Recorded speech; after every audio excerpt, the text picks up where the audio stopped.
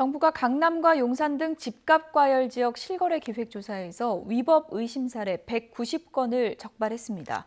부모가 대신 내준 보험금을 해지해서 집을 사거나 사업자 대출을 받아서 아파트 매수 자금으로 쓴 자영업자도 적발됐습니다.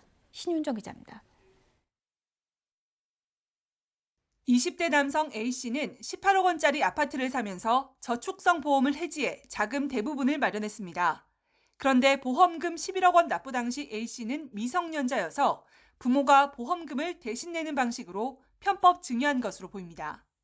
소매업자인 40대 남성은 경영자금으로 쓰겠다며 은행에서 사업자 대출을 받아 아파트 사는 데 보탠 것으로 조사됐습니다. 국토교통부가 지난 5월부터 8월 사이에 주요 집값 과열지구에서 이뤄진 실거래에 대한 첫 기획조사에서 적발한 사례들입니다.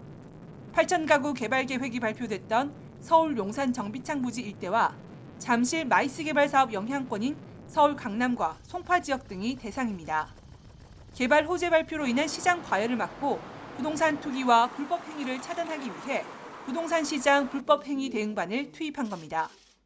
이들 지역에서 이상 거래로 의심되는 577건을 선별 조사한 결과 친족 간 편법 증여 등 탈세 의심 109건, 대출 규정 위반 3건, 거래신고법 위반 76건 등 모두 190건의 위반 의심 사례가 적발됐습니다. 특히 고가주택이 밀집한 강남, 송파, 용산 지역은 탈세 의심 거래 비율이 전체 거래의 3%로 경기도 김포와 광명 등의 탈세 의심 거래 비율 0.34%보다 크게 높았습니다. 수도권의 토지거래 허가 구역 인근 이론에 대해서 이제 과열이 우려된다는 지적에 따라서 저희가 기획조사를 처음 대응반 출범 이후 처음 이제 실시를 한 거고요.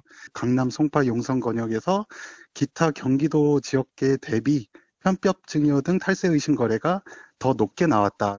국토부는 탈세 의심건은 국세청에 통보해 세무조사 등 후속 조치가 이루어지도록 하고 대출 규정 위반 의심건은 금융당국에 통보해 규정 위반이 확인될 경우 대출금 회수 등을 조치하도록 할 예정이라고 밝혔습니다.